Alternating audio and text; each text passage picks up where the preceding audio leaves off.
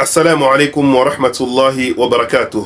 الحمد لله رب العالمين، والصلاة والسلام على المبعوث رحمة للعالمين سيدنا ومعلمنا محمد صلى الله عليه وسلم huwa wa ala alihi wa ashabihi wa ba'd. Ndugu zangu, tunakuja kwa siku ya leo kwa ajili ya kuweza kuleta majibu sahihi ama kusafisha itikadi kama ilivyokuwa chaneli yetu, kusafisha itikadi ya watu ili wasiende kando, wasielewe vibaya baadhi ya masala yetu ya kidini. Naam.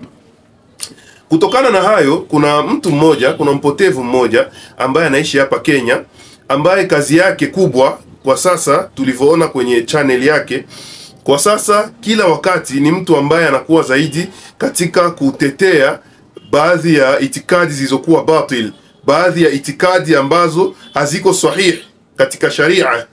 Sasa kutokana na hiyo jambo, huyu mtu tukaona kwamba tumemwacha siku nyingi anazungumza, ameshaingilia mpaka kwenye masala ya sifati. Tuweza kumwacha mtu aingilie kwenye baadhi ya mambo, lakini hapana kwenye masala ya sifati ya Mwenyezi Mungu Subhanahu wa Ta'ala.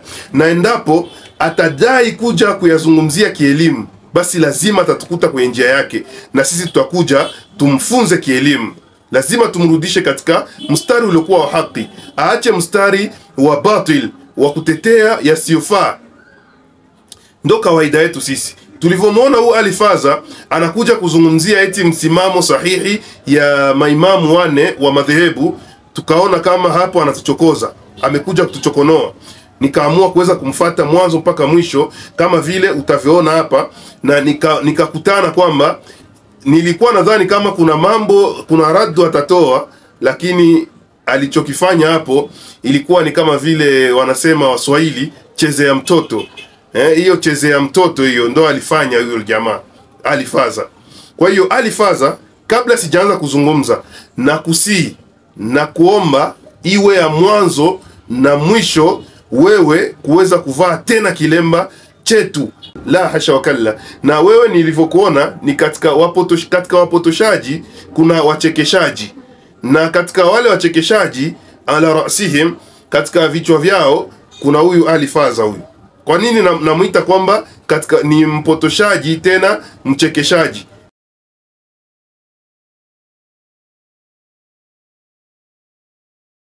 Kwa sababu yeye ni mtu wa bid'a, lakini anapozungumzia mambo yake ya bid'a anavaa kilemba chetu hichi ambacho wanavaa wa Saudi, masalafiyuna salih wanazozivaa hizo, ndo yeye anaanza kuivaa, alafu wanaponda akida.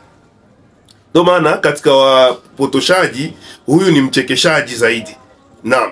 Kwa hiyo nini alichokifanya mpaka leo tuje tumletee rad kali adabishi, na tuje tumuoneshe kwamba yeye bado si katika line ya wanawachuoni, yeye si katika line hata ya wasomi wa dini, yeye si katika line hata ya watafutaji elimu. Kwa sababu gani? Kwa sababu kuna mambo ambayo anayakosea, sijui kama ni kwa ujinga ama ni kwa kutaka tu kujionesha kwamba naye kazungumza, anatafuta mambo ya kuzungumza, ndo anavamia baadhi ya mambo. Nikuoneshe nini ambayo kavamia. Naam, sikiliza kwanza alivyosema pale eti anakuja kuleta itikadi sahihi ya wanawachuoni wakubwa. Sikiliza pale. Wao wenyewe wema waliotangulia walisema nini kuhusu itikadi walizokuwa nazo, na vitabu vyao wenyewe vinasemaje, bila kukata kama wanavyokata wenzetu kauli ya moja kwa moja kwamba msimamo wa salafu na saleh, msimamo wa salafu. Naam, nadhani umemsikia vizuri alivyosema kwamba eti sisi tunajiita masalafi, na ile hali atufati zile athari za wale kibar al-ulama wa kisalafi, atufati kauli zao sijui na nini, tunajinasibisha kwao, yani bila kuwa na mwelekeo fulani. Ndio kisi anaonesha hivyo, lakini sisi tunataka kumwambia kwamba bwana Alifaza, Sheikh Malemba, kama anavyokuita Sheikh Muhammad Bacho, anakuita wewe ni Sheikh Malemba. Sasa mimi sikuiti Sheikh Malemba, mimi nakuita mchekeshaji, mpotoshaji, mchekeshaji, na kuomba iwe ya mwisho usisemage tena hivi. Kwa sababu gani? Vitabu ulivyovileta pale, tuanzie kwanza kwa Abu Hanifa. Ulimzungumzia An-Nu'man ibn Thabit. Abu Hanifa unasema eti kwamba alipinga hizi itikadi zetu tunazokuwa nazo sisi ambao ni masalafi. Ani maneno ya Imam Abu Hanifa akasema, wallahu ta'ala, na Mwenyezi Mungu aliyetukuka, yatakallamu, hata yeye pia anazungumza, lakini huko kuzungumza kwake sasa bila herufin au bila hurufin wala ala, anazungumza bila ya herufi wala bila kutumia ala. Sisi ambao ni masalafi unatupinga itikadi yetu eti Abu Hanifa alikwenda mudad na itikadi yetu. Sisi tunakwambia kwamba la hasha wa kalla, Abu Hanifa minna. Abu Hanifa ni wetu sisi, atokamana na sisi, bimaana atokamana na masalafi salih. Unasikia? Alikuwa kana muttabi'an li athari salafiyyin salih, alikuwa ni mwenye kufata athari za masalafi waliokuwa waja waliokuwa wema, ndio ilikuwa njia yake. Na sio yeye peke yake, bali hata Imam Malik, Imam Shafi na Imam Ahmad ibn Hanbal na maimamu wengi sana wa Ahlus Sunna wal Jamaa kanu yattabi'una sunnata au athara as-salafin as-salih, walikuwa kifata njia ya wale masalafi. Unasema eti Imamu Abu Hanifa katika kitabu lichokionyesha pale kinachoitwa Fiqhul Akbar, masalafi ni kuambie sisi hatufati katika hali ya taassub, wala hatufati katika hali ya taqlidul ammi, hatufati kama katika hali ya ufataji wa upofu. Sisi hatufati hivyo Sheikh. Ni kweli haya aliyozungumza kwamba Mwenyezi Mungu Subhanahu wa Ta'ala hatumii alat ama hatumii herufi? Sisi tunakwambia kwamba Mwenyezi Mungu Subhanahu wa Ta'ala katika kitabu chake, kwanza tunakushukuru ulivyonukuu maneno ya Abu Hanifa, anasema kwamba Qur'ani sio kiumbe. Katika neno ya mwisho ghairu makhluqin, sio kiumbe Qur'ani, bali ni nini? Ni kalamullah, ni maneno ya Allah Subhanahu wa Ta'ala. Na kama kweli ni maneno ya Allah Subhanahu wa Ta'ala ambayo sio kiumbe, basi ujue ya kwamba hii ambayo Sheikh Abu Hanifa anaita kwamba ni kalamullah, maneno ya Allah, basi hivyo hivyo ni herufi. Qur'ani imekuja katika hali ya herufi. Kwa nini nasema hivi? Sitaenda kwanza kwa kauli za wanawachuoni, acha tuende kwa Mtume Muhammad sallallahu alaihi wasallam atuthibitishie kama Qur'ani ni kitabu ambacho ni maneno ya Allah, alafu yanatumiwa herufi ndani yake, ni herufi. Kisha tutizame An-Nu'man ibn Thabit, Abu Hanifa anasema aje endapo hadithi itakuwa sahihi, tufate nani? Tumfate yeye au tumfate Mtume? Tutatizama hii baadaye. Tutizame kwanza Mtume anasema nini katika hadithi ya Abdullah ibn Mas'ud ambayo imepokelewa katika vitabu vingi sana. Vimepokelewa katika, tukianza kitabu cha kwanza ipo katika Shu'abul Iman katika hadithi nambari 1983 inapatikana hii hadithi, lakini biikhtilafin yasir, zinapishana tu kidogo na ikhtilafu ndogo na hii hadithi ambayo tunataka kuisoma hapa. Pia akhrajahu Tirmidhi, Imamu Tirmidhi katika sunani yake kapokea hii hadithi pia katika hadithi nambari 2910 utapata hii hadithi ambayo tunataka kuisoma hapa. Na Abu Nuaim fi Hulyatil Awliya, katika kitabu kinachoitwa Hulyatul Awliya, ameipokea katika juzu yake ya 6 peji yake ya 263 kapokea hii hadithi ambayo tunataka kuisoma hapa. Sheikhul Albani katika kitabu chake Silsilatu Ahadithi Sahiha anasema kwa ameisahihisha hadithi kama na hii. Ni hadithi gani?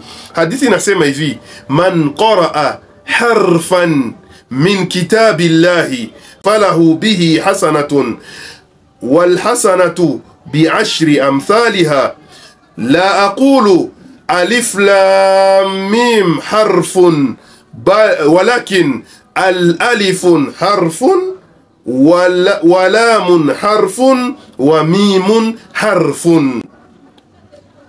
Amemaliza Mtume sallallahu alaihi wasallam, anasema ya kwamba atakayesoma herufi moja, harfan, herufi moja kutoka katika kitabu cha Allah Subhanahu wa Ta'ala. Yani hapa Mtume kwanza anatuthibitishia kama kwenye kitabu cha Allah pana nini? Pana herufi. nyingi. Sasa ukisoma herufi moja muzile herufi nyingi zilizoko katika kitabu cha Allah ambacho ni Qur'ani, basi utakuwa umepata nini? Umepata falahu 10, utakuwa umepata thawabu 10. Kwa herufi moja unapata thawabu 10. Sikiza sasa maajabu, kukuonesha kama maneno ya Allah ni herufi, kwa sababu Allah, mtume anasema ya kwamba la aqulu, sisemi kwamba alif lam mim ni herufi moja. Eti ukasema tu kama ile aya inayopatikana katika suratul Baqara aya yake ya kwanza, alif lam mim. Eti sijasema pale kwamba ni herufi moja, bali al-alifu, bali alifun harf. Alifu hiyo yenyewe kwanza iliyoko kwenye hiyo aya ya kwanza ni herufi, lamu ni herufi, wal mim harf, na mim pia ni herufi. Bimaana ukisema kwamba maneno ya Allah sio herufi kama anavyosema Abu Hanifa pale, kama ulivyomnukuu wewe, unamaanisha kwamba hii maneno ya mtume si ya kweli, wal-iyadhu billah. Nile hali mtume kasema wazi kwamba alif lam mim si ni maneno ya Allah, alif lam mim si ni maneno ya Allah. Mtume anasema ile alifu tu pale ni herufi, lam ni herufi na mim ni herufi. Huyo ndo mtume sallallahu alayhi wasallam. Sasa An-Nu'man ibn Thabit Abu Hanifa anaposikia hadithi inakuja iko sahihi kama maulama walivyosahihisha kabisa katika vitabu vyao, yeye anasemaje? Tukifungua kitabu kinachoitwa Hashiyatu Ibn Adin, inasema ya kwamba juzu yake ya kwanza, kwa juzu yake ya kwanza hiyo, anasema ya kwamba Abu Hanifa anasema ya kwamba idha sahha alhadithu fahuwa madhhabi, hadithi ikiwa sahihi ndo madhehebu yangu mimi Abu Hanifa. Kama ulivyosema wewe Alifaza Alfajir, kama ulivyosema eti kwamba katika madhehebu ya Abu Hanifa, tuanzie na madhehebu ya Abu Hanifa. Sasa madhehebu ya Abu Hanifa ndo hii hadithi hapa, kama anavyosema hadithi ikiwa sahihi ndo madhehebu yangu. Basi madhehebu yake ni kwamba Qur'ani ni herufi, kwa sababu hadithi imeshathibitisha kwamba aya za Qur'ani nzima, kitabu kizima ni herufi. Unaona, man qaraa harfan min kitabillah, atakayesoma herufi katika kitabu cha Allah subhanahu wa ta'ala. Na kitu kingine ni kushukuru kutokana na kauli ya Abu Hanifa kwamba umenukuu maneno mazuri sana kutoka katika kinywa chake. Abu Hanifa anasema ya kwamba Allah ana ilmu. Maana alithibitisha Abu Hanifa sifati za Allah subhanahu wa ta'ala zote kama wanavyothibitisha masalafi. Amethibitisha sifa ya Allah kuwa na ilmu, akasema ni alimun la ka ilmina, ni mwenye ilmu lakini si kama elimu yetu. Na akathibitisha kwamba ana uwezo si kama uwezo wetu, qadirun la ka qudratina. Unasikia? Yani ala kulli hali kathibitisha maneno ya masalafi saleh.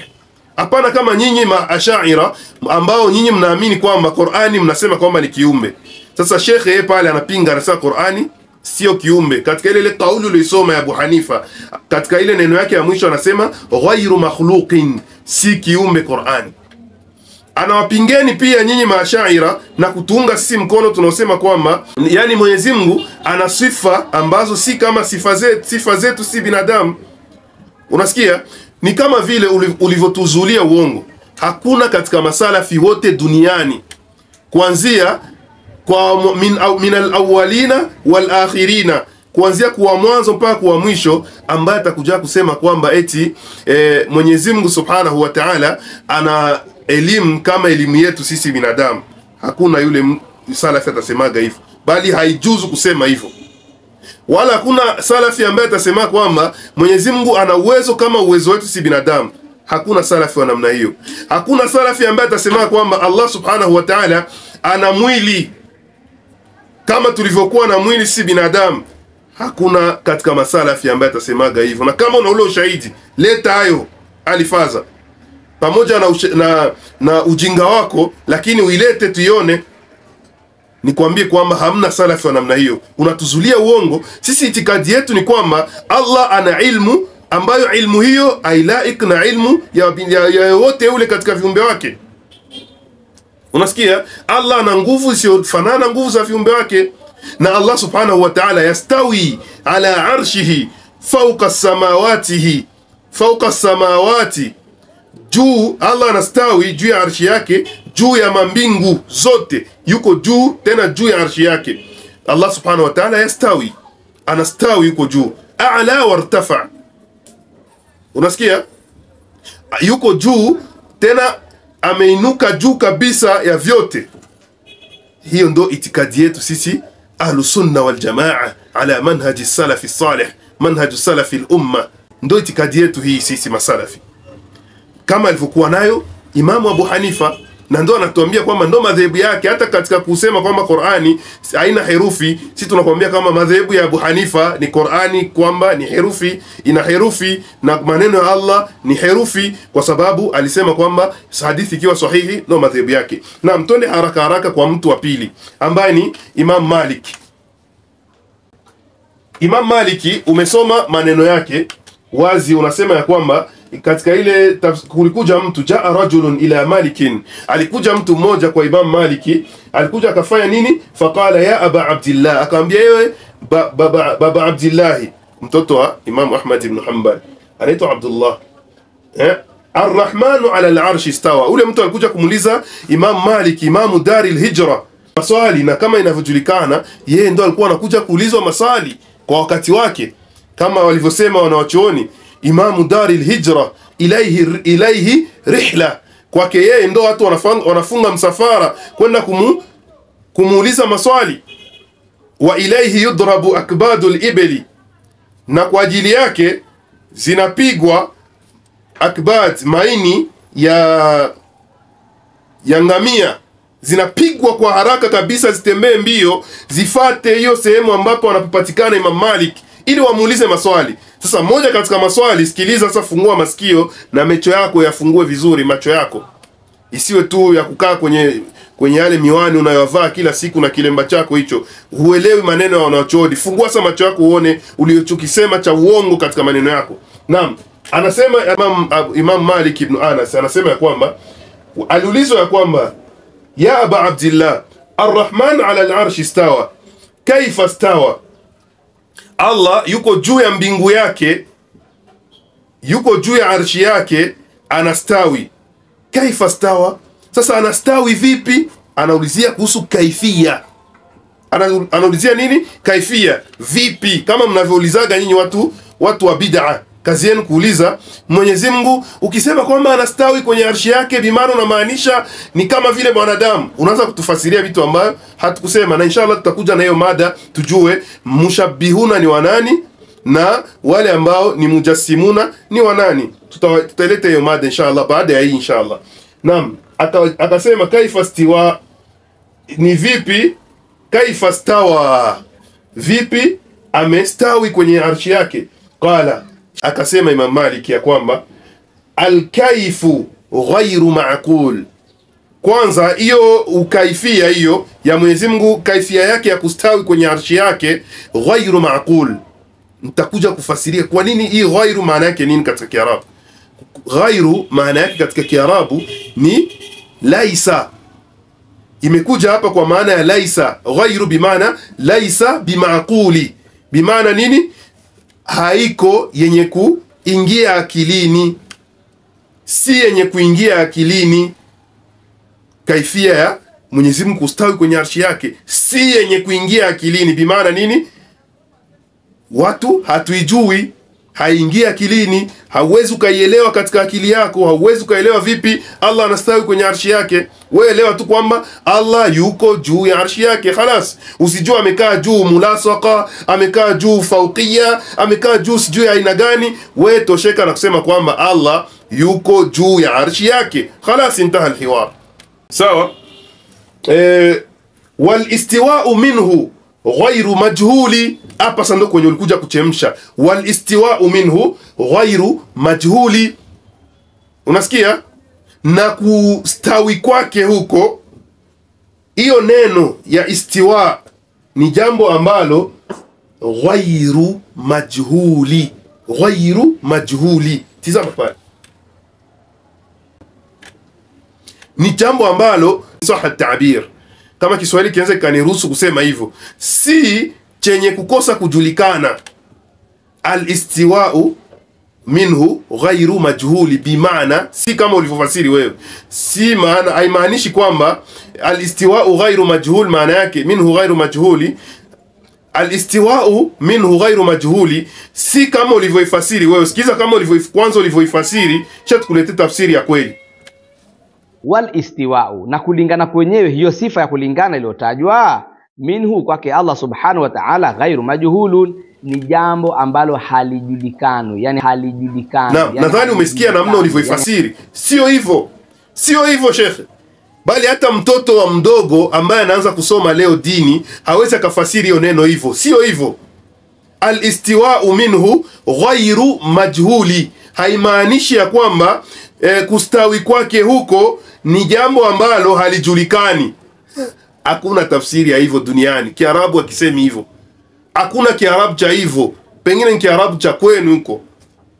Na nyinyi watu wa bid'a nimeshagundua sana, ni watu ambao hamjui Kiarabu, nisijui ni kwa nini.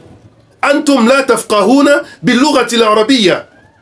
Wal lughatu al-arabiyya hiya min asasi ulumi diniya. Lugha ya Kiarabu ni katika misingi za elimu ya dini. Sasa nyinyi kama hamjui hiyo, idha antum tajhaluna bilughati al-arabiyya fa kaifa taarifuna dinakum, vipi mnajua sa dini yenu na ilhali hamjui hata Kiarabu? Nani kakwambia kwamba al-istiwa'u minhu ghairu majhul maana yake kustawi kwake yeye ni jambo ambalo halijulikani? Ndio maana yake katika Kiswahili. Nani kakwambia hivyo? Ghairu katika Kiswahili maanisha hivyo? La hasha wakalla, bali ghairu inakuja katika lugha ya Kiarabu. Kifungua kitabu Mu'jamul Wasit inasema kwamba katika Mu'jamul Wasit wanakuandikia pale ya kwamba bimaana laisa. Ghairu inakuja kwa maana ya laisa, na wanakupigia mfano pale. Unasikia? Wanakupigia mfano pale, wanakuambia ghairu maalumi, wanakuambia pale ni kwamba laisa bimaalumi. Na tukitia kwenye majhuli tutasema laisa bimajhuli katika Kiswahili. Sasa inamaanisha si yenye kukosa kujulikana, bimaana ni dhidi yake, ni aksi, inajulikana.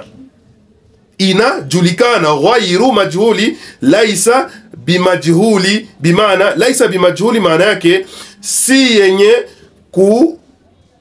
kukosa kujulikana, yani inajulikana. Ndo Kiarabu hicho. Alifazo unawapatisha watu wenzako haya, watu wa bid'a wenzako, wazushi wenzako unawapatisha haya. Wewe mzima uko unasoma hivyo. Na mimi nilidhani kwamba ni hapo tu ndio ulisoma hivyo, bali ulirudilia, ulikariri mara nyingi. Sikiliza ulivyoikariri hiyo makosa yako ya lugha, alafu nawauliza dunia nzima ya watu wa bid'a, mje muunge mkono huyu mjinga wenu huyu wa Alifaza anavyosema pale. Sikilizeni anavyosema, nataka niache ipite yenyewe bila kuikata. Msikilize anavyosema.